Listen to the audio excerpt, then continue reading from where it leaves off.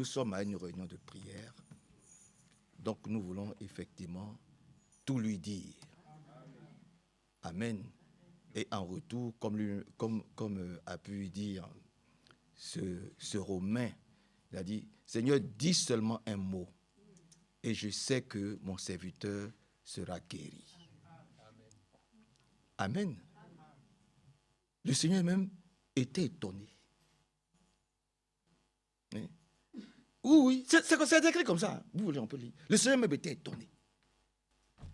Il dit, mais la Bible dit, Jésus était étonné parce qu'il ne pouvait pas comprendre que il dit, je n'ai jamais vu une foi aussi grande.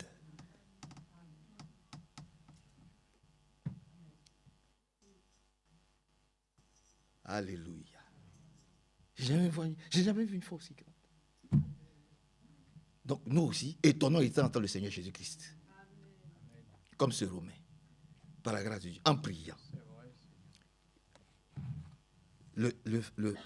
C'est écrit ici, le frère Franck dit ceci, parce qu'on n'aime pas beaucoup prier. Ouais. Que Dieu nous aide, parce qu'on ne s'habitue pas à cette fois. Oh, les cantiques c'est bien, après la prédication vient, puis après, après la prédication, on devient lourd. C'est pour ça que le 31, nous allons nous retrouver ici. Nous allons chasser tout esprit de léthargie spirituelle, tout esprit de lourdeur, tout esprit de paresse, de négligence. Il faut que l'esprit de prière nous gagne. C'est un esprit. Je peux le lire. C'est un esprit. Il faut que l'esprit de prière nous gagne. Il faut que nous puissions dire, ah Seigneur, oui, par tes meurtrissures, tu nous as guéris. Mais nous aussi, de temps en temps, il faut qu'on ferme le robinet un peu. Amen. Sur la prière. Le frère dit ceci. Viens lire, frère. Viens. Lis fort. À partir d'où? À partir d'ici. Le souffle même de notre âme est maintenu par la prière, inspiré par l'esprit. Le temps est proche. Le temps est proche à partir de la page 16.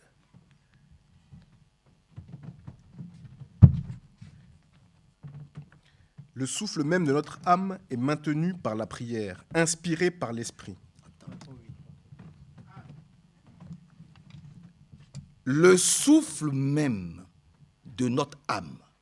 Vous savez ce que c'est que notre âme? Le souffle même de notre âme est maintenu par la prière. Amen. Le souffle de notre âme. Si tu respires, c'est par la grâce de Dieu. Il faut lui dire merci. Parce qu'il t'a réveillé le matin. Amen. Le souffle même de notre âme est maintenu par la prière. Une prière inspirée par Dieu, Amen. par le Saint-Esprit. Si des personnes ou une assemblée négligent, c'est écrit ici, viens à côté de moi. C'est ça. Donc il est dit ici, si des personnes ou une assemblée négligent la vie de prière, ils sont quoi? Ils sont coupés de la présence même du Dieu Tout-Puissant. Ils sont coupés de la présence même du Dieu Tout-Puissant. Tu ne pries pas, tu ne vis pas Dieu. Tu es coupé même de la présence de Dieu. Et ça, je le crois. C'est pour ça que je recommence par la grâce de Dieu. Et que Dieu nous aide beaucoup. Vous voyez que c'est sérieux. Par la grâce de Dieu, c'est sérieux.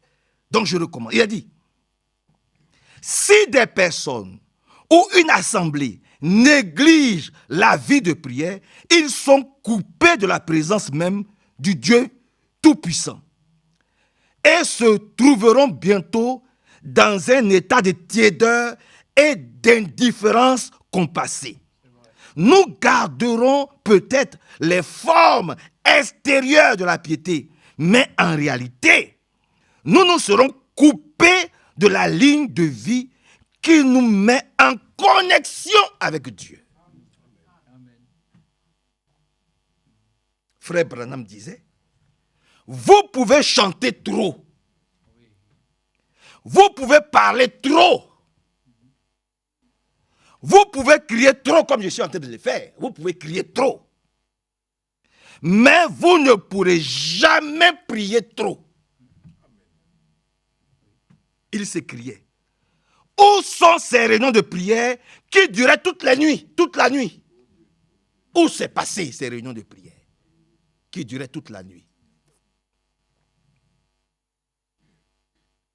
Si le Seigneur Jésus-Christ, le Fils de Dieu, priait avec ferveur lorsqu'il était dans la chair, Hébreux 5:7, combien plus devrions-nous chercher la face de Dieu et apporter nos manquements et nos besoins devant lui?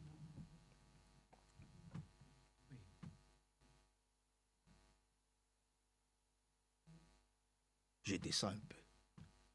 Lorsque nous nous rassemblons, nous nous réunissons pour rendre un culte au Seigneur et le louer, pour l'adorer et glorifier son nom. Alors, c'est la raison pour laquelle nous nous rassemblons. Voyez-vous? C'est ça le culte au Seigneur, pour le louer, pour l'adorer et glorifier son nom. Alors, le Saint-Esprit peut entrer lorsque l'atmosphère de prière est bonne. C'est pas que lorsqu'il y a des tiraillements. L'un pense autre chose, l'autre pense autre chose. Les esprits ne sont pas en connexion, il y a un problème. La Bible dit, ils étaient d'un même cœur, du même âme. Il faut qu'il y ait une bonne atmosphère par la grâce de Dieu. Elle dit ici que je descends un peu, par la grâce de Dieu. Et je descends un peu. Conformément à l'Écriture, les sœurs ont aussi la permission de prier. Dites amen à cela. Parce qu'il y a des assemblées où on refuse que les sœurs prient. Nous, c'est pas, on n'a jamais dit à une sœur de ne pas prier à haute voix. Au contraire, ça nous manque. Au contraire, ça nous manque. Priez. Vous avez le droit de prier. Celui que ça gêne, il va dans la petite salle. Parce que nous, ça ne nous gêne pas. Amen. Permettez que je continue un peu. J'ai fini. Conformément à l'Écriture, les sœurs ont aussi la permission de prier ou de prophétiser après la prédication de la parole, pendant le temps réservé à l'adoration. L'Esprit de Dieu se meut sur tous, selon la parole qui a été lue et prêchée. Bien sûr qu'il est aussi possible de louer le Seigneur par des chants, mais de même que le chant a sa place, la prière, elle aussi, a la sienne dans un culte. Dans un culte, on doit prier. C'est important.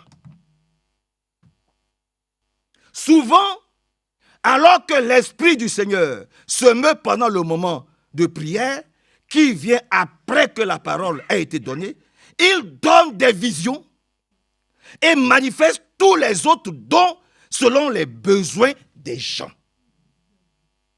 Il est triste de voir comment certains prédicateurs comprennent mal cette parole de Paul. Bon, il dit la parole de Paul, je ne vais pas revenir dessus, par la grâce de Dieu.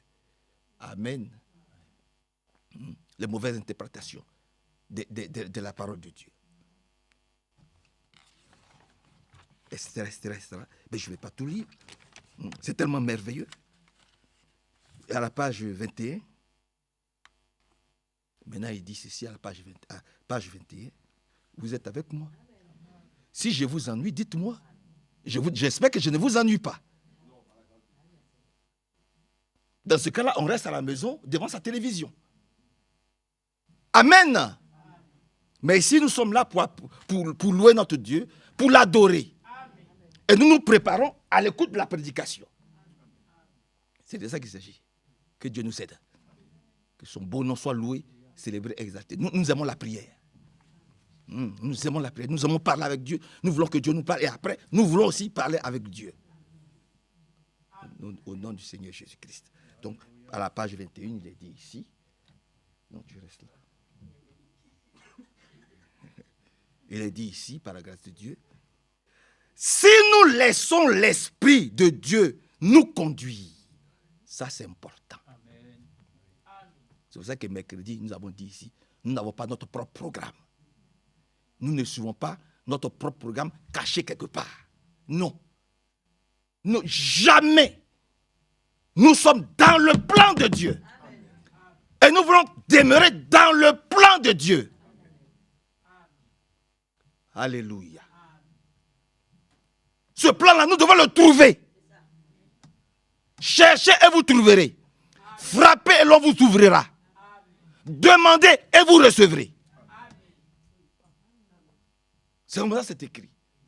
Alors nous voulons trouver d'abord ce plan-là. Et y marcher. Et nous l'avons trouvé. Il s'appelle le Seigneur Jésus-Christ. Il dit, je suis le chemin. Il n'y a pas un autre chemin. Je suis le chemin. Je suis la vérité et je suis la vie éternelle. Que Dieu nous aide et que Dieu nous bénisse. Donc il est dit ici, si nous laissons l'Esprit de Dieu nous conduire, toutes choses iront la main dans la main, que ce soit du haut de la chair ou au milieu de l'assemblée. C'est tout. Si nous laissons le Seigneur nous conduire, tout ira tranquillement dans l'assemblée. Amen. Qu'aucun de nous n'ait un plan caché. C'est de ça qu'il s'agit. Et que nous nous laissons tous conduire par le Saint-Esprit. Alors, après ce moment-là, quand c'est le Saint-Esprit, chacun a sa place. Que je continue un peu. Dans notre assemblée locale, le Seigneur nous a conduits à entrer sans faire de bruit, à nous agenouiller pour prier ou à lire la Bible. Nous préparant ainsi pour le culte. Dernièrement, nous avons tenu une série de réunions dans notre assemblée et beaucoup ont passé dans cette période par un temps de purification. Nous voulons que le Seigneur nous purifie. Et j'espère que nous serons purifiés ce 31 par la grâce de Dieu. Un temps de prière de purification. Le Saint-Esprit a été puissamment au milieu de nous. Nous le voulons aussi. Pas l'esprit de Manassé. Pas l'esprit de Franck. Le Saint-Esprit, la présence de Dieu lui-même au milieu de nous, puissamment. Des gens ont été appelés par leur nom, afin que l'on prie pour eux. Voilà ce que le Saint-Esprit est capable de faire encore aujourd'hui. Alléluia. Bon, je ne vais pas vous prendre assez de temps. Donc, c'est cela. C'est ce que nous voulons. C'est la chose que nous voulons qui se manifeste dans notre assemblée locale. Et que Dieu nous bénisse beaucoup. Seigneur, nous remettons tout dans tes mains. Bénis ton serviteur. Bénis cette petite assemblée. Qui ait une bonne atmosphère. Et que le Saint-Esprit se meut et soit au contrôle de tout. Au nom de Jésus-Christ. Amen.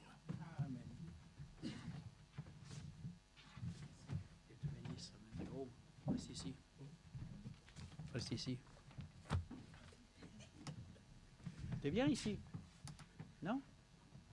Donc tu as une tâche à faire. Alors va là-bas. Je te bénisse.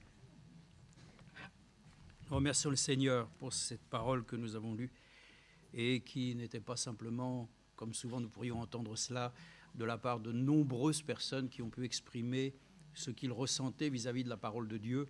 Mais nous croyons que comme frère Branham et comme frère Franck, il y avait une inspiration divine. Une inspiration qui reposait en fait sur la parole de Dieu révélée pour notre temps. C'est ainsi qu'alors nous croyons vraiment de tout notre cœur que ce que nous croyons est vraiment profondément ancré dans notre cœur et que nous n'avons pas eu de mal à pouvoir ainsi simplement accepter la vérité. puisque la parole de Dieu est la vérité. Cette parole nous a touchés et nous pouvons nous dire qu'elle est nôtre. C'est ainsi que ce qui est nôtre, Dieu a le pouvoir de le ranimer, comme il a été dit ainsi à Timothée, ranime le don qui t'a été fait. Et Dieu a la capacité de pouvoir mettre en nous ainsi cette certitude que ce qui a été semé en nous ne va pas rester sans effet. Ce n'est pas possible que tout ce qui a été ensemencé dans notre cœur soit simplement un livre de connaissances. C'est un livre d'expérience, notre cœur. Et nous croyons qu'un jour, eh bien, nous parviendrons au but que Dieu a fixé, c'est-à-dire que nous pourrons décoller de cette terre afin de pouvoir rejoindre ainsi la cité céleste. Bon, pour l'instant, évidemment, nous continuons à vivre avec, je dirais, tout ce qui est temporel, mais déjà, nous avons l'éternité dans notre cœur. La vie éternelle est déjà une possession que chaque enfant de Dieu doit pouvoir ainsi reconnaître comme étant ainsi une chose que Dieu lui a accordée par grâce. Nous avons la vie éternelle parce qu'il est écrit que celui qui réellement a accepté Jésus-Christ comme son Seigneur, il est passé ainsi de la condamnation à la vie éternelle. Donc il n'y a plus de condamnation pour ceux qui sont dans le Seigneur Jésus-Christ, et nous sommes très heureux que toute la Bible elle-même, depuis le début jusqu'à la fin, les hommes qui ont été ainsi mentionnés ont invoqué le Seigneur. Ils ont prié le Seigneur. Moïse aussi a pu ainsi prier le Dieu très haut. Et combien ainsi même il a intercédé ainsi en faveur de son peuple. Lui-même l'a dit. Alors, si les choses que tu as prévues doivent anéantir ton peuple, d'abord, premièrement, qu'est-ce que les autres vont dire?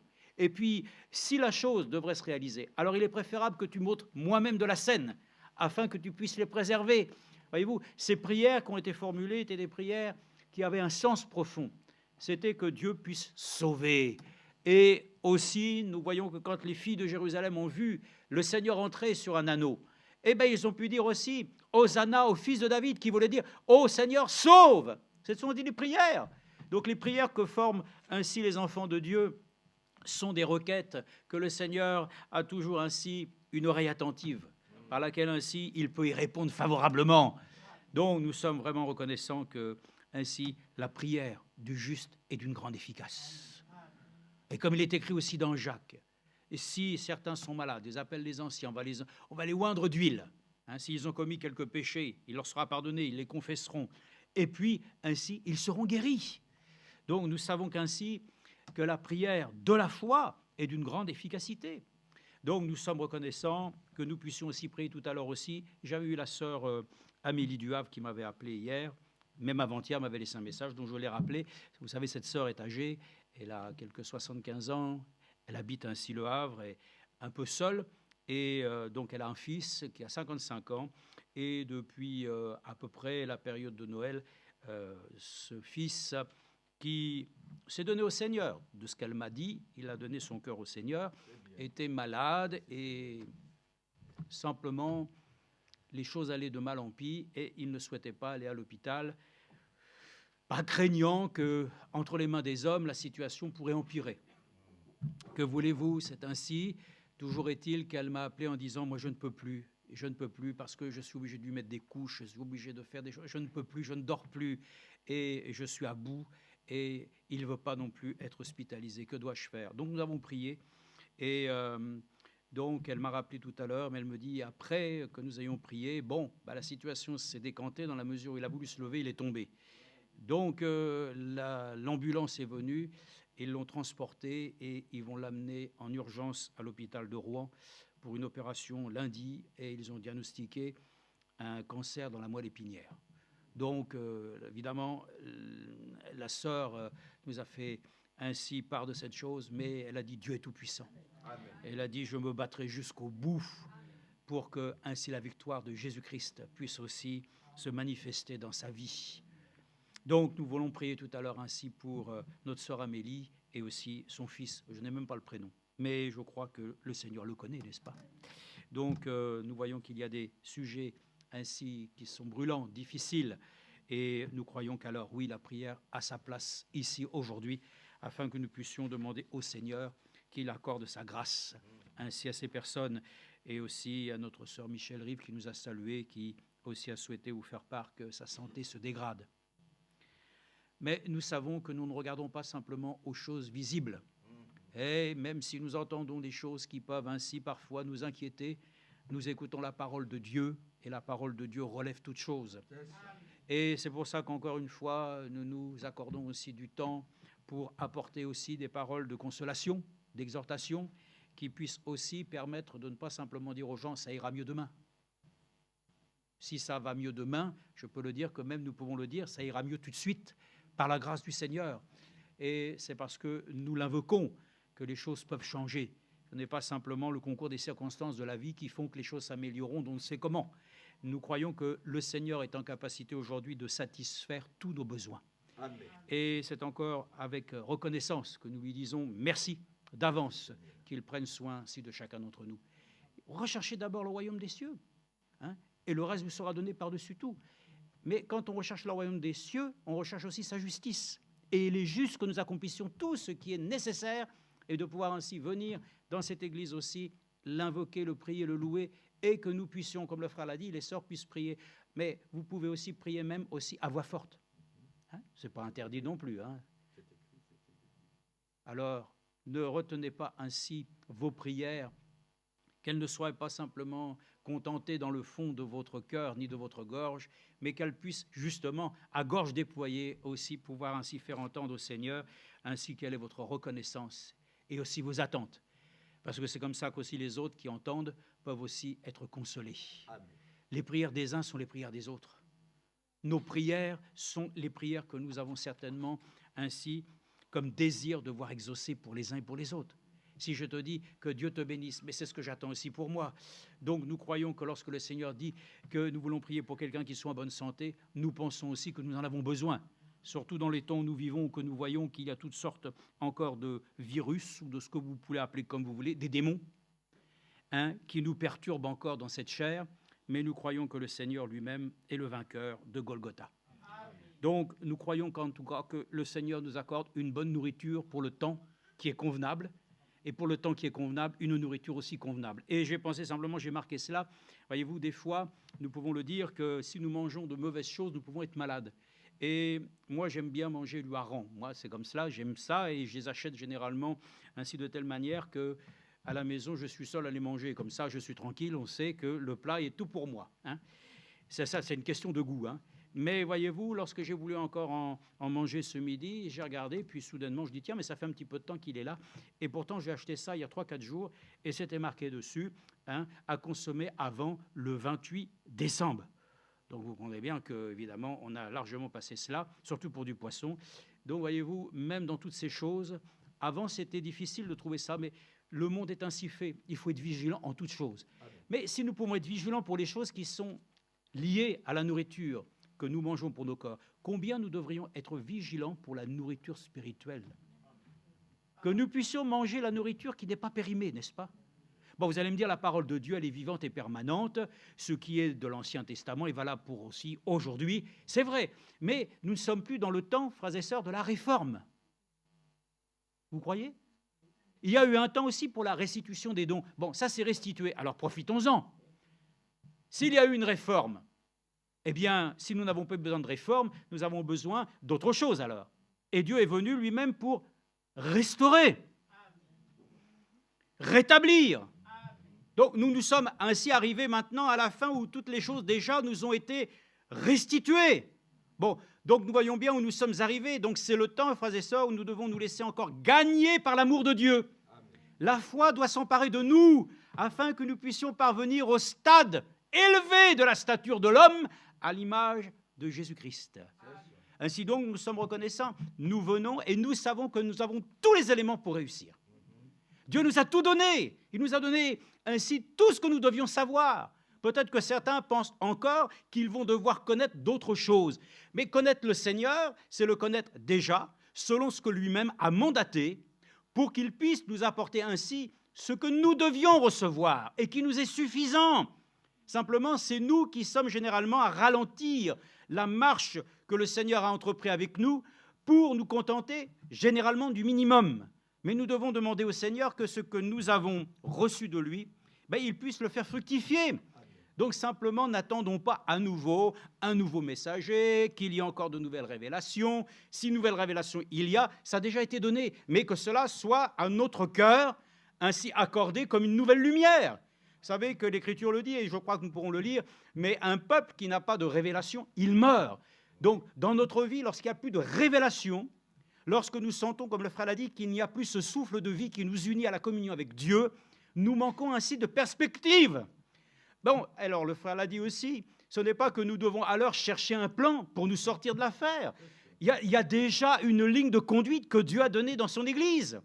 Il suffit simplement ainsi de nous laisser guider pour que nous puissions la découvrir. C'est merveilleux, quand on lit la parole de Dieu, on découvre les splendeurs de notre Dieu. Et c'est sa grâce qui nous le fait ainsi découvrir.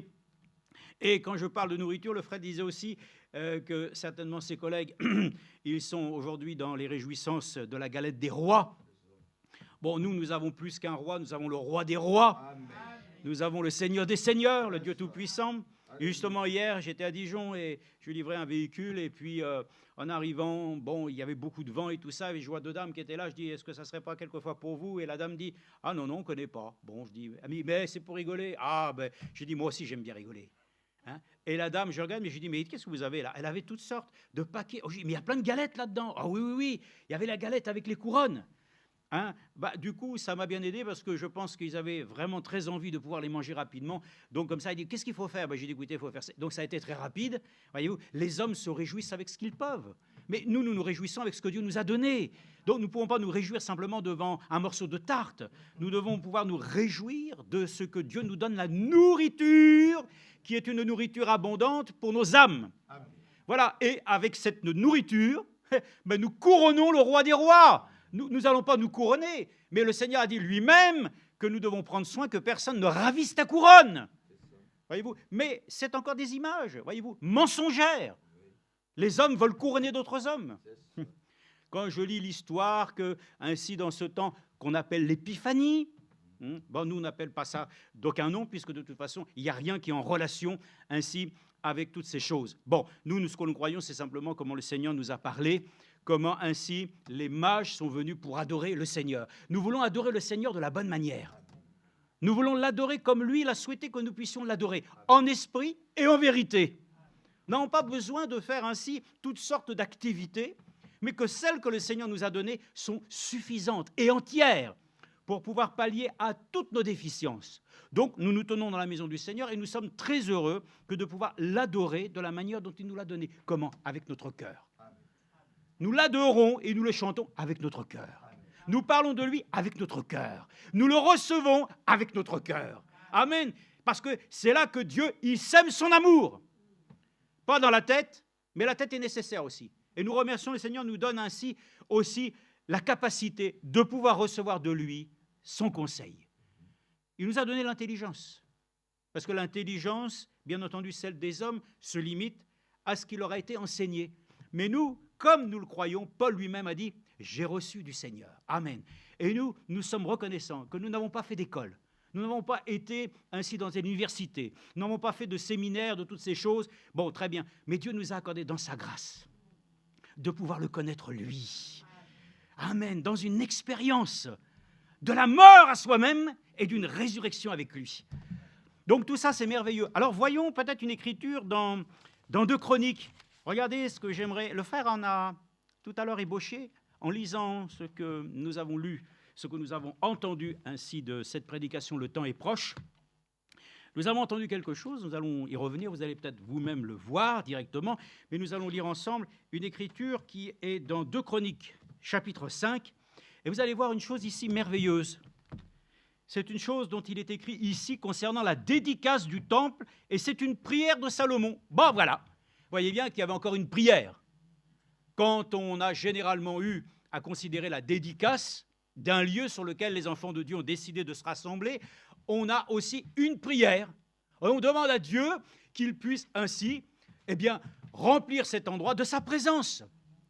Et lorsque quelqu'un aussi va être baptisé au nom du Seigneur Jésus-Christ, on prie pour lui. Et puis nous demandons ainsi qu'il soit baptisé du Saint-Esprit. Voilà, quand quelqu'un est malade, nous prions pour lui. Quand quelqu'un a besoin de quelque chose, nous prions pour lui. En fait, oui, nous prions tout le temps alors. Mais c'est ce que dit la Bible, priez sans cesse.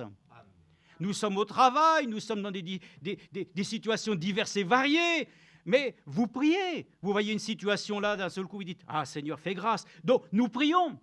Mais il y a bien entendu une reconnaissance à Dieu de savoir que ce n'est pas que nous le faisons simplement parce que nous sommes des gens qui avons simplement des craintes, que si nous ne le faisons pas, il pourrait nous arriver des malheurs. Nous prions parce que nous savons que Dieu y envoie sa bénédiction.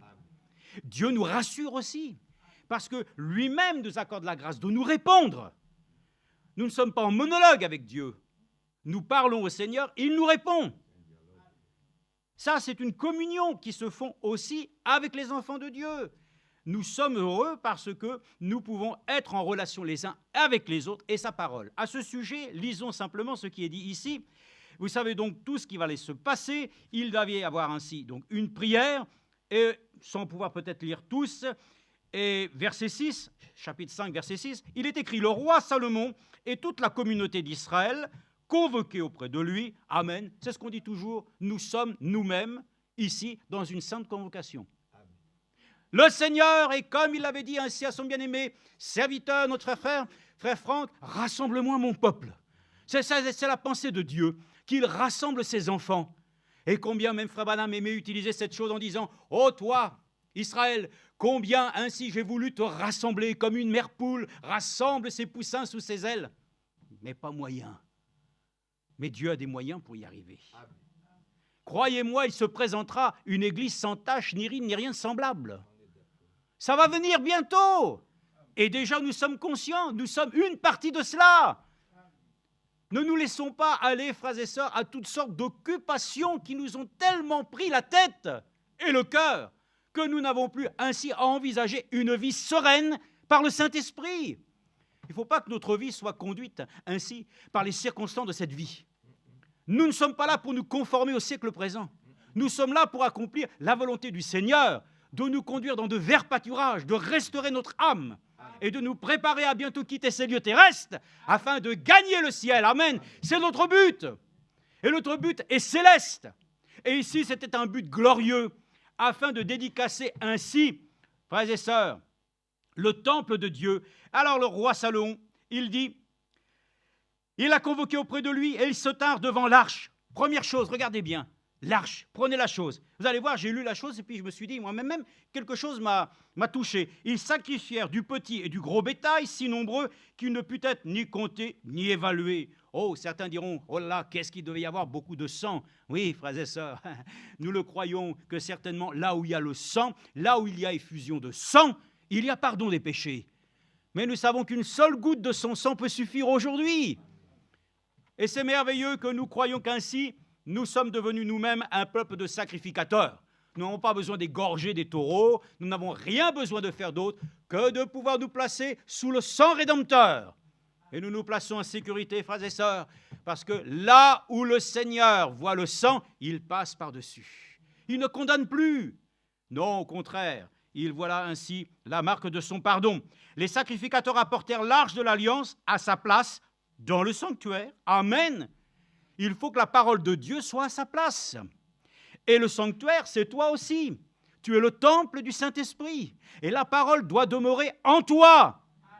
Amen. C'est là que Dieu veut bénir. Quand la parole demeure en toi, demeurez en moi, je demeure en vous. Vous savez, il y a une corrélation directe entre ce que nous voyons dans l'Ancienne Alliance et la Nouvelle Alliance. L'Ancienne Alliance était l'ombre des choses qui devaient venir. Et les choses qui se sont accomplies à travers le Seigneur Jésus-Christ, c'est que lui, il a établi une nouvelle alliance en prenant non pas des principes nouveaux, mais en voyant que toutes les choses qui avaient été établies durant l'Ancienne Alliance et que la loi avait mis en évidence, c'est que lui l'a accompli. Alléluia. Toi, ce que tu n'étais pas capable de faire, et je le dis aujourd'hui encore, ce que je ne suis pas capable de faire, il peut le faire. Et il l'a fait pour nous. Et nous sommes heureux pour cela, de pouvoir être rendus participants de cette nouvelle alliance. Mais concernant celle-ci, il est dit, elle était posée dans le sanctuaire, de la maison, dans le Saint des Saints, jusque sous les ailes des chérubins. On va avancer. Verset 10, il n'y avait, écoutez bien, ça m'a quand même touché, je ne sais pas si vous voyez la chose comme moi, mais il n'y avait rien dans l'arche que les 2 tables que Moïse y plaça en Horeb. Lorsque l'Éternel conclut une alliance avec les Israélites à leur sortie d'Égypte. Chose curieuse, dans l'arche de l'alliance, il y avait aussi la verge d'Aaron. Il y avait d'autres éléments, mais je me suis dit en moi-même, dans le fond, La chose essentielle, la seule chose qui doit demeurer en nous, c'est bien la parole dans le fond. Hein. Le témoignage de notre Seigneur, c'est sa parole. Donc il y avait ces deux choses-là. L'étape de la loi, ça représente la parole. Et c'est la chose peut-être essentielle qui doit être en nous. Parce que le Seigneur dit lui-même qu'il vient chercher sa parole. C'est pour ça qu'il est parlé d'épouse parole. Le Seigneur viendra chercher que sa parole. Bon, les événements de notre vie et de notre existence n'auront servi et concouru qu'à nous préparer justement à pouvoir être ainsi simplement achevés dans son œuvre. Mais la chose que le Seigneur vient, c'est récupérer sa parole. Et nous sommes, c'est vrai, une partie de sa parole. Continuons parce qu'il dit au moment du sacrificateur, lorsqu'ils sortirent du lieu saint, car tous les sacrificateurs présents s'étaient sanctifiés sans observer l'ordre des classes. Ah. Et tous les Lévites qui étaient chantent, Asaph, ainsi de suite. Et il dit, il y avait sur l'autel des cymbales, des luttes, des harpes, et avec eux 120 sacrificateurs sonnant des trompettes, verset 13. Et lorsque ceux qui sonnaient des trompettes et ceux qui chantaient, écoutez bien, ça c'est là la chose que nous voulons voir, qui a été dit tout à l'heure, s'unissant d'un même accord, pour louer et célébrer l'Éternel. Amen. Amen.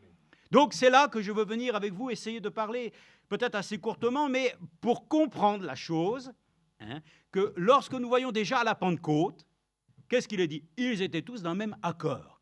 Bon, Frère Branham avait dit qu'un accord, et c'est ce que nous voyons aujourd'hui, vous savez que nous sommes entrés dans un nouveau temps où toutes les lois qui avaient été placées, je dirais, dans les nations, dans toutes les nations internationales, les lois sont bafouées aujourd'hui. On voit bien que nous passons dans une nouvelle dispensation. Hein, frères et sœurs, le Seigneur accomplira ses promesses, mais il accomplira aussi ses prophéties. Donc, nous sommes en train de voir devant nous comment les choses sont en train de se dérouler. Ça, c'est une chose. Mais il est écrit ici, lorsque simplement, qu'ils sont venus ici, quand on parle d'accord, Madame dit, un accord peut être ainsi rompu. Mais ils étaient d'une même pensée. Et ça, c'est la chose qui est importante. C'est vrai que nous pouvons être, en tant qu'humains, avec nos propres pensées. Et on va voir simplement que le Seigneur veut nous amener justement à être captifs d'une seule et unique pensée. J'ai lu, frères et sœurs, là, j'ai regardé ça parce que moi, ça me dépasse. D'abord, je ne m'y suis jamais intéressé, mais j'ai déjà entendu que, ainsi, dans cette humanité, on parle de la pensée universelle. Alors, cette pensée universelle, c'est quelque chose que beaucoup combattent, parce qu'on estime qu'il y a diversité, ainsi, de pays, de nations, de pensées, que chacun a le droit de pouvoir exprimer tout ce qu'il ressent. Oui, oui, frères et sœurs, nous le croyons, le Seigneur est varié, il est divers, il a beaucoup de peuples, il a beaucoup ainsi de choses différentes, il a créé ainsi beaucoup de fleurs, de choses. Oui, c'est très bien. Mais, frères et sœurs, concernant l'esprit, Dieu doit nous amener simplement à avoir un seul esprit. Et c'est pour ça que, frères et sœurs, nous devons être amenés non pas simplement à être en accord, mais ça c'est déjà très bien de pouvoir être en accord. Comme il est dit, il est bon, il est doux pour des frères de demeurer ensemble. Voilà, unis ensemble. Parce que dans cet accord, le Seigneur ordonne la bénédiction. Vous allez voir que c'est exactement ce qui est décrit ici. Parce que nous voyons bien que là où il y a accord, qu'il y a donc une pensée commune, Dieu ne peut pas faire autre chose qu'y ordonner sa bénédiction. Voilà pourquoi il est écrit ici, lorsqu'ils sonnaient des trompettes et ceux qui chantaient, s'unissant d'un même accord pour louer et célébrer l'Éternel. Amen. Vous avez tous vu à Krefeld comment, d'abord, premièrement, le chante lui-même, alors que le premier cantique va être interprété d'un seul coup. Et on amène ainsi la chorale à être en accord. Frères et sœurs, c'est une chose importante. Demandons à Dieu qu'il puisse créer ainsi cet accord. Alléluia. Vous savez, c'est ce qu'on appelle le la note de référence, hein, qui met tout le monde au diapason. Oh, frères et sœurs, quand l'Église va être enlevée, il n'y aura pas de divergence. Il n'y aura pas de pensées contradictoires qui vont s'opposer à ce que Dieu a décrété.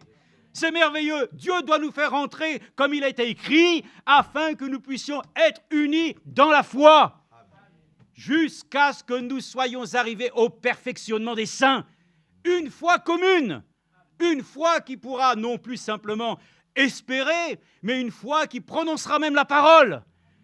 Oh, frères et sœurs, la parole parlée, la chose que Dieu lui-même exprimera, qui sera à travers nous une réalité. Oh, frères, lisons encore, il est dit, Alors les cymbales et les instruments louèrent l'Éternel par ces paroles. Car il est bon, amen, car sa bienveillance dure à toujours, amen. En ce moment, la maison de l'Éternel fut remplie d'une nuée, alléluia. Frères et sœurs, la nuée, la Shekinah, la gloire de Dieu. Oh, frères et sœurs, la gloire de Dieu dans cette première maison était déjà merveilleuse. Mais nous le savons que lorsqu'elle vient elle-même, oh, frères et sœurs, posséder chaque cœur qui appartient au Seigneur selon son élection, oh, c'est supérieur, amen, parce qu'elle vient prendre possession, amen, de ceux que Dieu a élus avant la fondation du monde, afin qu'ils deviennent eux-mêmes ses fils et ses filles. Ce n'est plus simplement Dieu qui se satisfait parce que dit lui-même, je viens, je me rencontre avec moi-même. Les hommes sont là, ils sont complètement épris de cette puissance qui est là. Mais le Seigneur a pu le dire, maintenant, c'est en nous qu'il doit vivre. Et il doit pouvoir ainsi faire rayonner sa nuée dans notre vie. Et pour cela, d'abord, premièrement, un enfant de Dieu doit être en accord avec la parole. Un enfant doit être en accord avec le Seigneur. Et c'est pour ça que nous le disons aussi, un homme et une femme, ainsi vivant, mariés, doivent être en accord l'un avec l'autre. Et puis nous pouvons aller plus loin, je sens que je vais éternuer. Mais bon, ça ne vient pas. Alors, simplement pour vous dire, comment un aveugle peut-il conduire un autre aveugle? Ce n'est pas possible. Donc, frères et sœurs, conduisons-nous, comme il a été dit, sous la conduite du Saint-Esprit, personne ne peut être trompé. Donc, il est écrit ici qu'ayant développé une même pensée, c'est qu'il voulait réellement que la maison de Dieu soit réellement visitée du Dieu Tout-Puissant. Voulons-nous aussi que nous soyons visités de la part de Dieu? Amen. Soyons ainsi en accord, déjà premièrement soi-même avec le Seigneur, en accord avec sa parole et en accord les uns avec les autres, ayant pour seul principe élémentaire, c'est que seule la gloire revienne au Seigneur. Donc ça, c'est une première chose. Et nous pouvons le voir que quand ils étaient dans la chambre haute, ils étaient d'un même accord. Parce qu'il avait été dit, attendez ici à Jérusalem jusqu'à ce que vienne ainsi la promesse du Père. Vous recevrez une puissance. Ils l'ont reçue? Ah oui, monsieur. Ah oui, ils l'ont reçue. Ils l'ont reçue comment? Avec puissance, bien sûr. Parce que c'était une puissance. Alors ils l'ont reçue comme elle devait être. C'est-à-dire qu'ils ont eu ainsi des langues de feu qui sont tombées sur eux.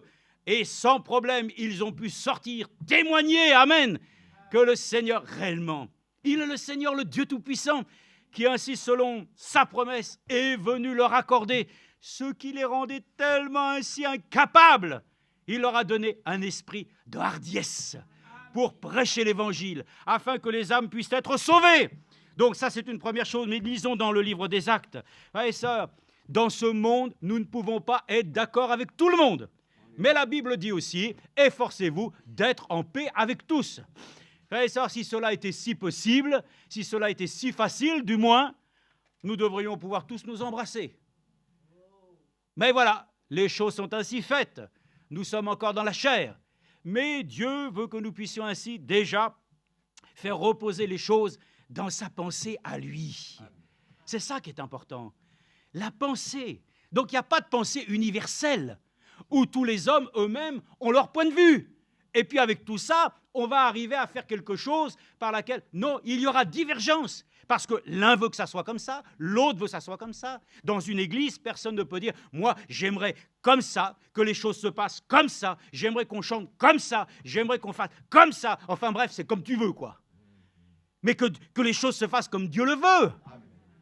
Si ça doit être ainsi, un moment de calme, ce sera du calme. Si ça sera un moment d'effusion, ce sera un moment d'effusion. Mais que tout soit selon le contrôle de Dieu, selon sa volonté. Et vous savez, le Seigneur lui-même sait faire les choses de telle manière que même dans ta vie, il y a des moments, tu es calme. Mais il y a des moments, ça pousse, alléluia. Et en toute chose, frères et sœurs, c'est que le Seigneur veut nous amener dans une pensée commune. Et quand on lit dans Actes, alors, dans le livre des Actes, chapitre 1, bon, on va lire verset 19 du chapitre 4. Regardez ce qui est écrit ici. Il est écrit dans Actes chapitre 4, versets 19 à 26. Actes 4, 19 à 26.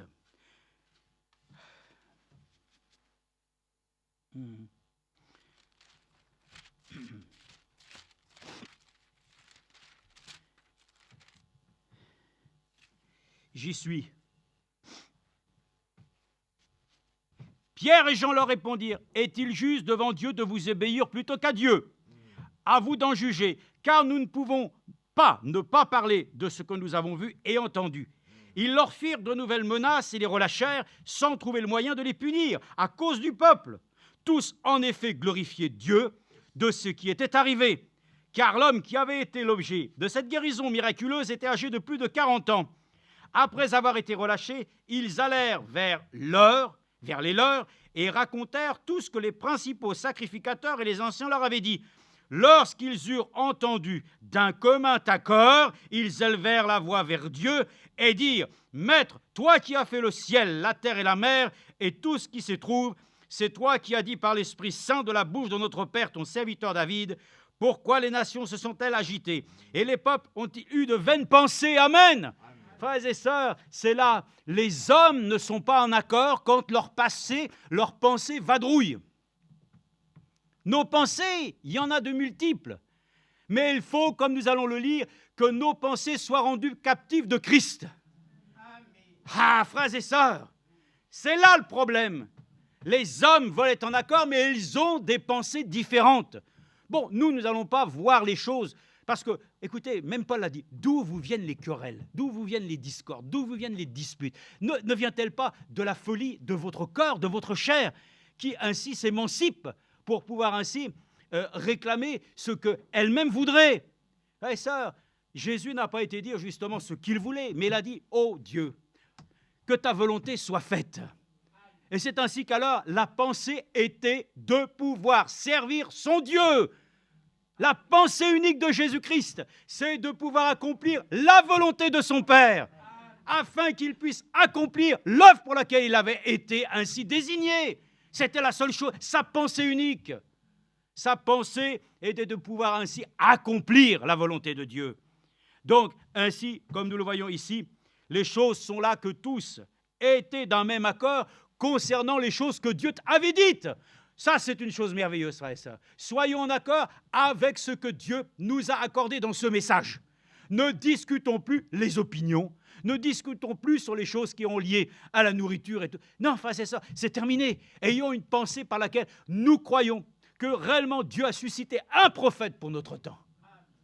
Et que cela ne nécessite plus, frères et sœurs, de discourir, que d'avoir ainsi encore à vouloir expliquer, de vouloir donner la compréhension aux gens. Ce n'est pas possible. Croyons simplement et à titre personnel, prions Dieu qu'il nous révèle sa parole. Nous sommes en accord pour dire que oui, nous croyons, nous le disons, nous confessons que le ministère de notre bien-aimé frère Franck est un ministère inspiré de Dieu, qui a été pour nous l'objet et qui l'est toujours d'une grande bénédiction. Si d'autres ne pensent pas les choses comme celle-ci, que Dieu les bénisse. Et qu'il nous accorde la grâce aussi, qu'il puisse prier pour nous afin qu'il nous bénisse. Mais la question a été, nous connaissons des frères, ils prêchent Jésus-Christ, ils prêchent ce message, mais ils ne sont pas avec vous. Très bien, mais le Seigneur a pu dire, ils ne sont pas contre vous.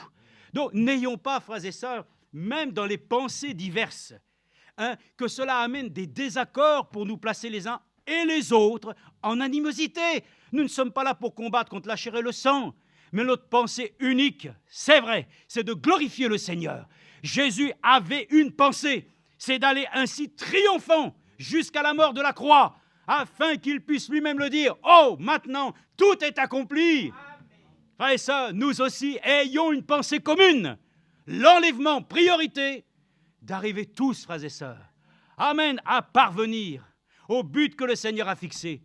Avons-nous cette pensée ou est-ce que nous voulons que certains restent sur la piste? Non, frères et sœurs, nous voulons que tous nous puissions parvenir à ces choses. Amen. Lisons ainsi simplement, regardez dans Job 27, il y a la notion des pensées, et je ne savais pas, mais quand on voit des fois les choses et à travers aussi des fois plusieurs traductions, c'est vrai aussi que les traductions ne sont pas toujours, des fois toujours propices à ce que nous comprendions. Mais il y a des fois des choses que vous lisez. Et ici, regardez dans Job chapitre 27, je vais vous dire, frères et sœurs, quand nous avons des pensées diverses et variées sur toutes sortes de sujets, s'il vous plaît, gardons-les pour nous. Nos pensées, frères et sœurs, d'abord, premièrement, peuvent nous tromper. Et comme nous le voyons, frère Branham a dit une chose, quand vous supposez une chose, vous vous hasardez et vous vous mettez en danger. Et ça, nos pensées sont simplement le fait de choses que nous pouvons imaginer au regard de ce que nous connaissons. Mais lorsque Dieu nous révèle sa pensée au sujet de sa parole, oh, frères et sœurs, cela devient pour nous un éclairage tout à fait différent, parce qu'elle ne nous porte pas simplement à considérer les choses selon ce que nous ressentons par nos sens naturels, mais c'est parce que par révélation, nous savons que la chose est devenue pour nous une réalité. Ce n'est plus des suppositions. Dans les pensées des hommes, il y a beaucoup de suppositions, mais dans la pensée de Christ, il n'y a plus de suppositions. C'est une certitude, c'est une réalité. Alléluia, il n'y a qu'une seule voix, c'est la parole. Alors il est écrit, je vais vous instruire de la puissance de Dieu. Amen. Je ne vous cacherai pas les desseins du Tout-Puissant, mais vous tous, vous l'avez bien vu. Pourquoi donc vous laissez-vous aller à la vanité? Et regardez dans la traduction autre, il est dit, pourquoi voulez-vous vous laisser aller aux vaines pensées? Amen. Dont il est écrit même dans Ecclésiaste, vanité des vanités, dit l'Ecclésiaste, tout est vanité. Voilà, j'avais pas compris, moi. Vanité des vanités. Oui, mais c'est quoi vanité? Bon, le monde vanité, oui, nous savons que les vanités, oui, mais ça reste quoi? Pensez à la chose. Les vanités, ce sont des vaines pensées. Toutes les illusions que les hommes peuvent se faire. Des pensées que moi, je vois la chose comme ceci, je vois comme cela. Et puis attention, frères et sœurs, c'est que dans notre pensée, nous imaginons parfois des choses qui n'ont pas lieu d'être. C'est pour ça que nous demandons au Seigneur, et nous allons le lire, qu'il rende nos pensées captives de Christ. Il y a trop de pensées. Il y a comme cela, frères et sœurs, pourquoi il y a des désaccords? Pourquoi il y a plein de doctrines qui viennent et qui sont ainsi parsemées comme ça de par le monde et qui créent des divisions? C'est le diable. Parce que Frère Branham l'a dit, c'est la semence de discorde. Frères et sœurs, là où il y a des pensées différentes, la discorde automatiquement est manifeste. Oh, nous remercions le Seigneur quand nous écoutons sa parole et que l'homme de Dieu disait, nous nous plaçons sous l'autorité de sa parole. Alors le peuple dira ensemble, Amen, parce que nous recevons la chose de la même manière. Nous savons que tous ne reçoivent pas la chose de la même manière, mais nous voulons demander au Seigneur que nous recevions sa parole d'un même cœur, d'une même pensée. Comme il est dit, tu aimeras le Seigneur ton Dieu de toute ta force, de toute ta pensée, de toute ton âme, de toute ta pensée. Et quelle est la pensée de Dieu?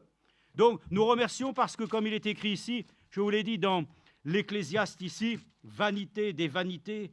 Oh, frères et sœurs, les proverbes le disent. Je le relis simplement.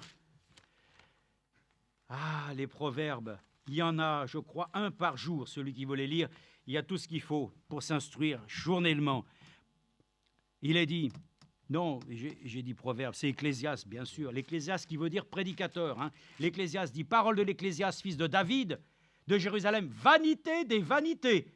Et vous le traduisez par vaines pensées, des vaines pensées, dit l'Ecclésiaste. Les vanités sont des vaines pensées, car tout est vanité. Donc, tout ce que l'homme peut penser est creux et vide. Il faut que Dieu le remplisse. Amen. De lui, de sa pensée. Nous pensons que réellement, justement, quand nous voyons ainsi Abel et Caïn, Caïn avait sa pensée au sujet de l'adoration qu'il devait apporter. Sa pensée a été aussi d'offrir quelque chose à Dieu. Mais le Seigneur, notre Dieu, ne s'est pas satisfait de cela, parce qu'il est dit qu'ainsi Abel lui-même a eu la révélation du sang en offrant un sacrifice, Amen, qui a plu Dieu. Voyez-vous, c'est ce que nous voulons, que le Seigneur nous révèle quelle est pleinement sa pensée au sujet de sa parole. L'homme de Dieu disait ça, que Dieu révèle la pensée au sujet de sa parole. Donc, que nous n'ayons pas ainsi à suivre des choses qui sont des vanités, vanités de ce monde. Les gens pensent et ainsi de suite. Accordons-nous la grâce de lire de ce que dit Philippiens. Philippiens chapitre 2, allons dans la Nouvelle Alliance. Il y a beaucoup de choses, n'est-ce pas, que nous pourrions dire.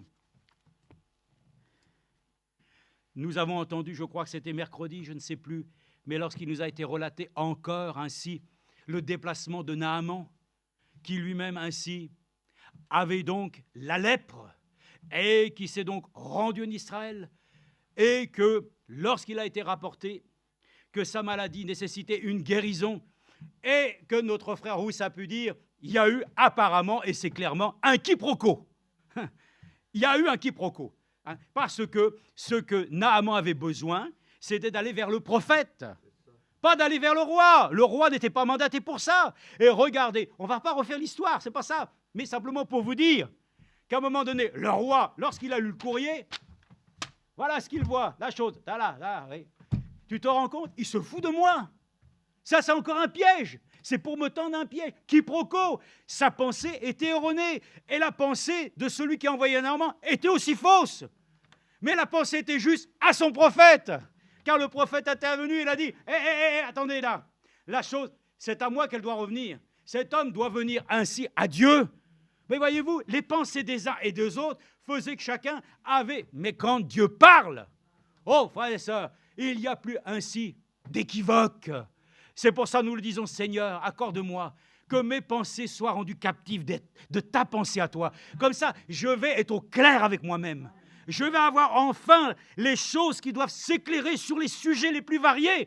Je ne vais pas partir dans toutes les directions, de manière à pouvoir suppuser, supputer, extrapoler et rentrer dans toutes sortes de choses où, à un moment donné, là, l'usine se met comme une usine à gaz à réfléchir. Donnons-nous la grâce de nous laisser et de nous abandonner à la pensée divine.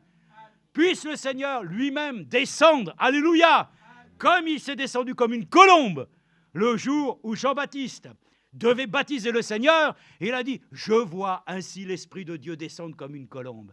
Comme une colombe, ce n'était pas une colombe. Le Saint-Esprit, ce n'est pas une colombe. Hein? Il y en a qui voient les choses comme ça. Non, frères et sœurs, ne représentons pas les choses avec notre pensée charnelle. Alléluia, l'Esprit de Dieu est divin. Que nous puissions ainsi donc le reconnaître dans toutes nos voies. Lisons donc Philippiens, chapitre 2, parce que si je ne le lis pas, ça ne sert à rien. Voilà, l'Écriture elle-même nous donne cette consistance. Philippiens chapitre, je lis plusieurs passages, et vous les lisez, et vous prenez les notes si vous souhaitez. Philippiens chapitre 2, verset 2, 25. « Mettez le comble à ma joie, afin d'avoir une même pensée. » Ah, donc c'était une préoccupation, n'est-ce pas? Qu'afin que chacun des différents, il y en a eu. J'en ai noté quelques-uns ici. Vous savez qu'il y a eu des différents. Pierre a eu des différents. Il y a eu des choses sur lesquelles il fallait clarifier les choses. Certains avec la circoncision, l'incirconcision. Ouais, ça. Mais je suis heureux que dans la parole de Dieu, les différents, Dieu lui-même vient toujours les régler. Par son esprit, il vient mettre de l'ordre.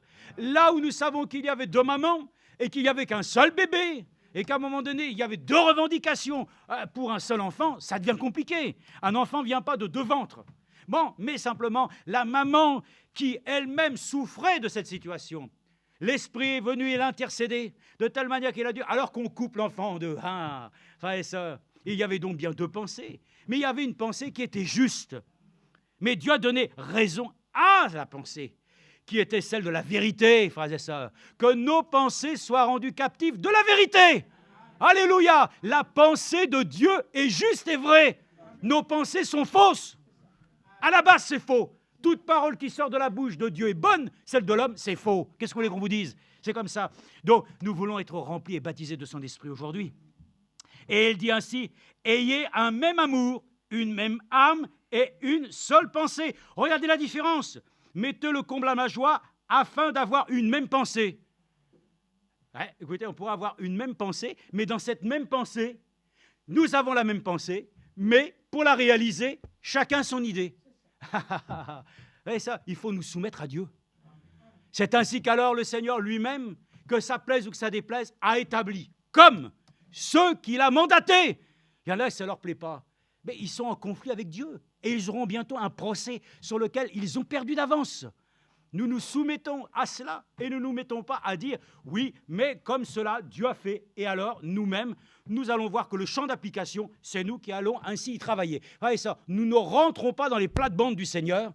Nous le laissons accomplir sa parole dans les moindres détails et nous acceptons et nous disons qu'il en soit ainsi.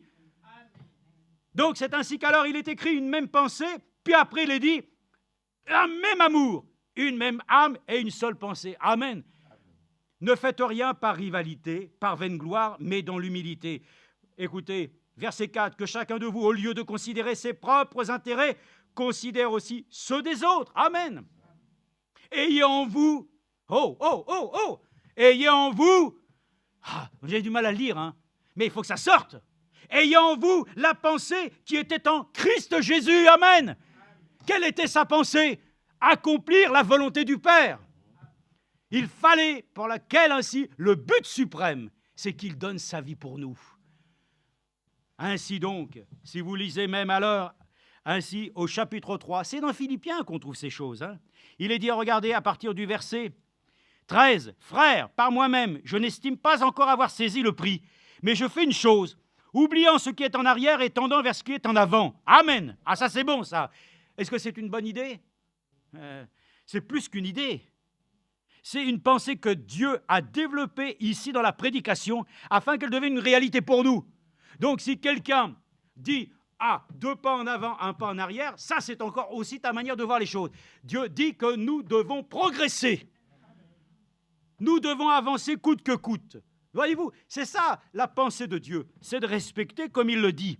Et il dit « Mais je fais une chose, oubliant ce qui est en arrière, et tendant vers ce qui est en avant, je cours vers le but pour obtenir le prix de la vocation céleste de Dieu en Christ Jésus. Nous tous donc, qui sommes des hommes, faits. » Amen. Vous n'avez pas dit Amen, donc vous avez encore besoin de grandir, moi aussi. Amen. Il faut que nous devenions des hommes faits. Ayant cette pensée, alléluia, écoutez bien, nous tous donc qui sommes des hommes faits, ayons cette pensée. Donc on doit avoir une pensée commune. Et si quelqu'un, ou sur quelques points, vous avez une pensée différente, donc ça existe ou pas? Donc l'exhortation pour cet après-midi, nous pouvons avoir des pensées différentes de la manière pouvoir d'arriver à nos fins. Est-ce que ça a de l'importance pour Dieu? Lui-même nous dit, il faut que nous nous plions à ses exigences. Encore quand l'homme de Dieu dit, si contrainte il doit y avoir. Je ne sais pas, vous avez été contraint de venir cet après-midi? Si! C'est l'esprit qui nous a contraints. Mais Billy ne m'a pas contraint à venir, je ne l'ai pas contraint, d'ailleurs on ne s'est même pas vu. Mais la chose commune est que nous avions une pensée, venons à la maison du Seigneur à l'adorer. Mais comment nous allons faire? Nous allons nous en remettre. C'est pour ça que nous prions Dieu, afin que son esprit lui-même vienne prendre autorité et que nous puissions les uns les autres nous soumettre à son action pour que nous puissions le dire alors maintenant au Dieu, comme le prophète pouvait le dire, maintenant que le peuple, toute l'assemblée lui-même est amené à une foi ainsi concrète, alors comme une masse laiteuse, Dieu y a envoyé sa nuée. Frères et sœurs, il faut que Dieu envoie sa nuée. Il faut que le Seigneur lui-même envoie sa gloire et sa puissance parmi nous. Il le faut. Et il doit trouver ainsi un seul cœur, parce qu'il est écrit, si vous demandez une chose au Seigneur d'un même accord, si vous le demandez tous d'un même cœur, Dieu vous l'accordera. S'il y a des désaccords, s'il y a des choses, Dieu ne peut pas nous bénir. Oh, frère et sœurs, j'ai entendu quelque chose de merveilleux. C'est comment frère Branham explique la foi. Vous savez comment il dit? Il en a parlé de différentes manières. Mais il dit, vous dites que vous avez la foi. Très bien. De la même manière que vous dites que vous croyez dans l'électricité. Alors, parce que vous croyez qu'à l'électricité, vous dites « électricité, brille, brille, brille ». Mais il dit « il faut des conditions ». L'électricité elle-même, bien sûr, peut nous entourer. Quand j'étais enfant, je prenais le stylo à l'école, et puis des fois, je prenais un bout de papier. Les cours m'intéressaient beaucoup. Hein, et je faisais simplement... il y avait l'électricité statique. Et il y avait quelque chose, frères et sœurs, qui systématiquement avait stimulé le système ainsi électrique, et le papier était aspiré. Oh, que Dieu puisse nous accorder la grâce, frères et sœurs, que ce soit ainsi, après avoir entendu sa parole, que Dieu lui-même nous ait stimulés pour que sa puissance devenir une réalité.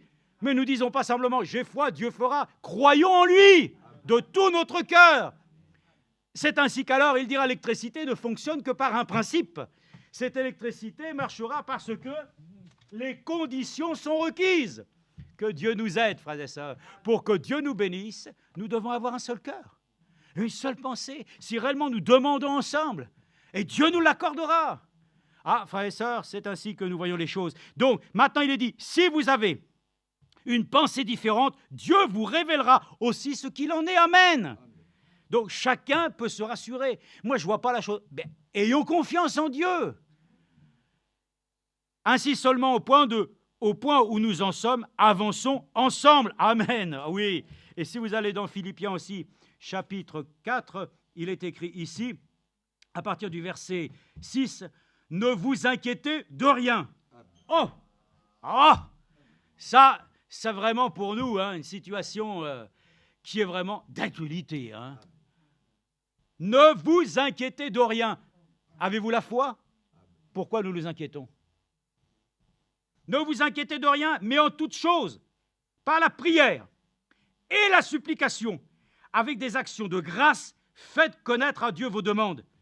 Maintenant, regardez cette manière de faire, d'agir. C'est une ordonnance de Dieu, c'est un conseil divin. Regardez ce que ça produit. Et coordination et la paix de Dieu qui surpasse toute intelligence. Merci Seigneur. Gardera vos cœurs et vos pensées en Christ Jésus. Amen. Ça commence à se préciser. Ça commence à se préciser. Les choses nous disent de ne nous inquiéter de rien et qu'à travers les prières, les supplications, les actions de grâce et la paix de Dieu qui surpasse toute intelligence, la paix que Dieu nous donne, gardera vos cœurs et vos pensées en Christ Jésus. Pourquoi est-il dit ça? Parce que c'est les pensées du cœur qui sont très importantes. Jésus est venu et comme nous voyons dans le ministère de Frère Branham, il a révélé les secrets des cœurs. Frères et sœurs, peut-être que Dieu a besoin aussi ce soir de venir révéler nos pensées, afin que les mauvaises pensées, parce que j'ai connu ça aussi souvent, et ça c'est le combat de beaucoup. Oui, mais moi frère, j'ai beaucoup de mauvaises pensées. Mais oui, d'accord, ça c'est les choses qui viennent de la chair. Mais nous voulons connaître la pensée de Christ. La pensée de Christ rend captive toutes les autres. La pensée de Dieu, alléluia, soumet, frères et sœurs, tous les esprits contraires à la fois. Elle nous met sous son autorité. Nous sommes heureux. Oui, il peut y avoir des mauvaises pensées, mais, frères et sœurs, par la grâce de Dieu, une parole de toi suffira. Ainsi, une mauvaise pensée. Oui, c'est ce que nous savons dans le film Ben-Hur. Lorsque Ben-Hur est là et qu'il revient et qu'ils sont là, avec bien entendu Messala, et les deux sont là, et ils semblent être amis, mais soudainement il y a une opposition. Et on lui dit, mais comment toi, Messala qui vient de Rome, comment tu veux combattre cette pensée qu'ils ont de croire dans la venue d'un Messie? Et lui-même l'a dit, mais c'est très simple. Vous savez, c'est dans la réalisation du film. Mais pourtant, c'est censé. Il dit, moi, je le combattrai par une autre pensée. Frère et sœurs, s'il y a des mauvaises pensées, il y a une pensée au-dessus de toutes les autres pensées. C'est la pensée dont il est dit ici, sont en Jésus-Christ. Nous ayons ces pensées glorieuses. Amen. 2 Corinthiens, j'avance, oui, on a encore un tout petit peu de temps. 2 Corinthiens, frères et sœurs, lisons ensemble. 2 Corinthiens, chapitre 13, verset 11. 2 Corinthiens 13, 11.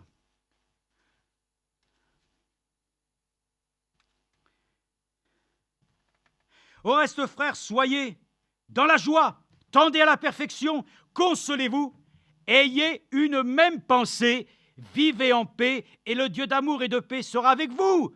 Alléluia. Ça, c'est encore une fois la chose réelle. Donc, que nous puissions nous trouver ensemble. Vous savez, la chair et l'esprit sont deux choses qui sont en opposition. Paul l'a exprimé très simplement. Bon, est-ce qu'il faut encore lire ces choses? Tiens, et comment qu'il faut les lire?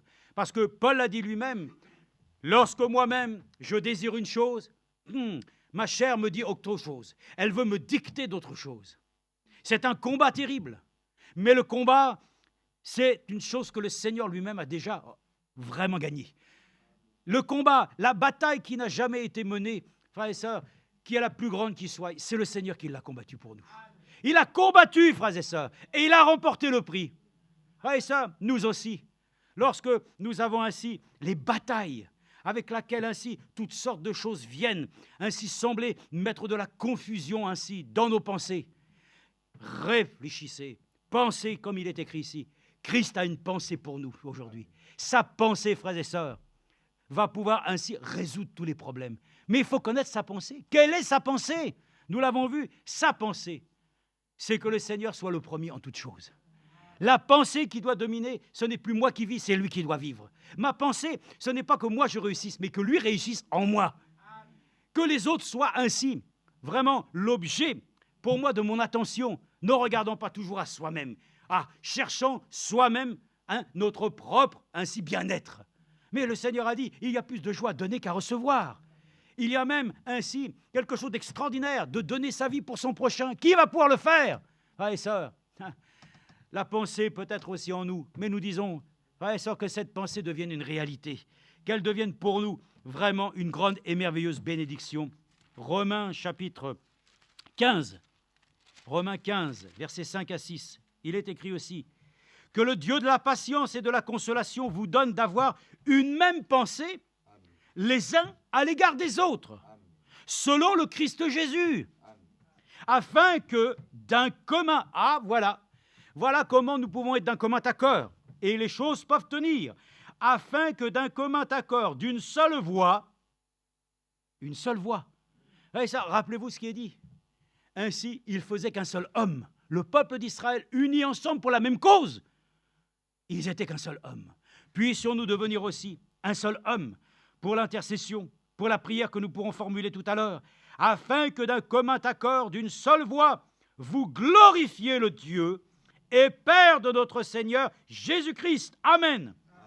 Donc, la pensée, voyez-vous, essaie d'avoir à l'égard des autres aussi ce que toi tu aimerais pour toi. La règle d'or, c'est quoi? Ce que tu aimerais pour toi, fais-le aux autres. Ça, c'est la pensée qui doit nous dominer. Ce que tu aimerais pour toi, fais-le pour les autres. Voyez-vous, les pensées de Dieu, je vous le dis, sa pensée, c'est que nous nous oublions nous-mêmes. La pensée du Seigneur, c'est que nous puissions le dire réellement, je suis mort avec Christ. La pensée du Seigneur aujourd'hui, qu'est-ce que je suis? Je ne suis que par ta grâce, que ce que tu m'as appelé à être, ainsi une fille ou un fils de Dieu, prêt à pouvoir ainsi être avec toi pour l'éternité. La pensée, frères et sœurs, c'est aussi de nous humilier sous sa main puissante et de pouvoir le trouver lui-même encore ce soir comme étant celui qui peut nous rendre ainsi le véritable bonheur. Je veux lire ce passage, je crois que je vais le trouver, mais quoi qu'il arrive, si nous ne le trouvons pas, vous savez où elle est. C'est ce passage où il est dit que nous devons être rendus des pensées, les pensées Christ, des pensées captives de Christ. Si vous le trouvez, je l'ai noté, mais j'ai beaucoup de notes et peut-être que celle-ci ne se retrouvera pas tout de suite. Merci mon frère. Combien tu as dit? 2 Corinthiens? Voilà, 2 Corinthiens 6, 5. Je voudrais le lire, c'est ça que... 6, 6. 10, 6. D'accord. 2 Corinthiens 10, 6. Voilà, c'est merveilleux. Oui, nous renversons les raisonnements, verset 5, et toute hauteur qui s'élève contre la connaissance de Dieu. Voilà, frères et sœurs, renversons nos raisonnements. Renversons notre manière de concevoir encore les choses. Oui, mais je ne comprends pas ça. Crois seulement. Je ne peux pas expliquer les choses. Vous avez vu le feuillet, je crois qu'il y avait un feuillet ce matin où il disait qu'il y avait des choses qu'on ne pouvait pas comprendre. Certaines choses, oui. Mais que la personne disait, comme frère Madame le disait, s'il y a des choses un peu compliquées, comme vous mangez du poulet, vous mangez la chair, vous laissez les os de côté. Et c'est ainsi que quand on mange des cerises, on ne mange pas le noyau, on met le noyau à côté. Il peut y avoir des choses difficiles à comprendre. Mais nous nous accrochons sur les choses que Dieu nous accorde de comprendre. Et c'est pour cela que n'essayons pas de vouloir comprendre et expliquer Dieu. Ça, ce sont des raisonnements. Et les raisonnements n'ont pas de place. Elles émettent ensuite des pensées et des choses qui ne tiennent pas devant Dieu. Donc nous renversons les raisonnements et toute hauteur qui s'élève contre la connaissance de Dieu. Et nous amenons toute pensée captive à quoi? À l'obéissance au Christ. La foi et l'obéissance. Donc voyez-vous, le fin fond de l'affaire, de pouvoir posséder la pensée de Dieu. Quelle est sa pensée? Qu'est-ce que toi, tu souhaites réellement? Il y a bien des choses sur le fait que le Seigneur nous laisse faire, bien des domaines sur lesquels nous-mêmes, nous pouvons ainsi choisir ce que nous aimerions pour certains domaines. Mais concernant les choses qui touchent à notre vie intime avec Dieu, nous ne jouons pas avec cela. Nous voulons reconnaître que nous devons connaître la pensée du Seigneur, que nos pensées n'ont pas de valeur propre, parce que sa pensée révèle en lui toute la plénitude divine. Puissions-nous le connaître réellement. Voilà, aujourd'hui aussi, que toutes ainsi les situations diverses et variées ne fassent pas appel à notre intelligence, mais que nous puissions nous appuyer ainsi avec foi sur ce que le Seigneur lui-même veut que nous puissions faire. Je voulais parler aussi, mais nous n'avons plus le temps, mais simplement pour vous dire que dans les Proverbes, il est mentionné en tout cas une chose, faute de révélation, le peuple meurt. c'est-à-dire faute de lumière, nous ne pouvons plus nous éclairer. Donc c'est ainsi qu'alors les Écritures le disent, faute de frein, c'est-à-dire quand l'enfant de Dieu n'a plus ainsi la pensée de Dieu, c'est-à-dire qu'il ne voit plus comment les choses sont envisagées par le Seigneur, alors indéniablement, nous essayons de nous débrouiller et de nous satisfaire nous-mêmes. Frères et sœurs, c'est vraiment la chose la plus pitoyable qui puisse être. Faisons toujours appel au Seigneur en toutes choses. Quelles que soient les situations et les circonstances, ayons confiance en lui. Sa pensée ainsi révèle, alléluia, révèle toujours ce qu'il attend de chacun d'entre nous. Et nous le croyons de tout notre cœur. Le Seigneur ne nous laissera jamais sur le côté pour nous dire simplement, non, dans le fond, tu peux rester comme tu es. Frère et sœurs, le Seigneur n'a qu'une pensée aussi pour nous. Il a une pensée, c'est que tu parviennes ainsi à la plénitude divine. Sa pensée, il va l'accomplir. Laissons-la lui-même aussi s'accomplir en nous. Faisons-lui confiance, accordons-nous la grâce, frères et sœurs, de pouvoir nous abandonner à lui. Et l'abandon au Seigneur, mais c'est une grâce que beaucoup, peut-être encore, ne connaissent pas forcément. Pourquoi? Parce que nous avons encore des points de résistance, des points de réticence. Mais souvent, nous l'avons entendu lorsque notre frère Franck le prêchait, afin qu'il amène tout sous l'obéissance de sa parole.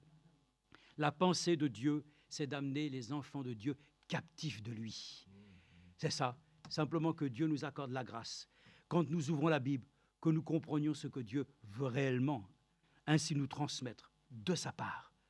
N'ayons pas la pensée simplement de dire, vous savez, des fois, on peut entendre beaucoup de choses. Et des fois, nous avons l'occasion de l'entendre d'une manière et peut-être des fois d'une autre manière. Mais prenons-le toujours au moment où le Seigneur nous l'accorde. Et avec le temps, peut-être avec réflexion, lorsque nous le relirons, dans la prière, le Seigneur nous donnera réellement, dans le fond, ce que lui-même a voulu nous transmettre à chacun. Ce que Dieu dit une chose à l'un, pour l'autre, je ne dis pas que ça sera différent, mais selon le contexte, il le prendra pour lui d'une manière différente. Mais le but doit nous ramener toujours, de toute façon, à ce que nous puissions faire un dans le Seigneur. Amen. Et voilà pourquoi les enfants de Dieu, comme il est écrit, un élu ne peut pas combattre un autre élu. Donc nos pensées ne peuvent pas ainsi nous combattre les uns les autres. Non, que chacun laisse de côté, ainsi peut-être ainsi ces situations qu'il a pour lui-même, mais amenons tout à l'Église, en tout cas dans l'Église de Dieu vivant, amenons tout ainsi sous la captivité de son esprit. Donc nous remercions le Seigneur qu'il puisse nous faire comprendre que voilà, la pensée universelle, s'il y en a une, c'est la pensée de notre Seigneur Jésus-Christ. Voilà, les hommes pensent ce qu'ils veulent et ils ont des idées sur tous les sujets, mais nous n'avons pas d'idées propres, nous n'avons pas de pensée personnelle, nous avons simplement ce que Dieu lui-même, dans sa grâce, peut nous accorder et nous révéler en ce jour, afin que nous puissions demeurer pleinement ainsi, confiants que bientôt ainsi, nous aurons la récompense. Ça aura valu la peine, certainement, frères et sœurs, de nous soumettre à notre Seigneur et de nous soumettre ainsi aussi les uns les autres. Prions. Notre Père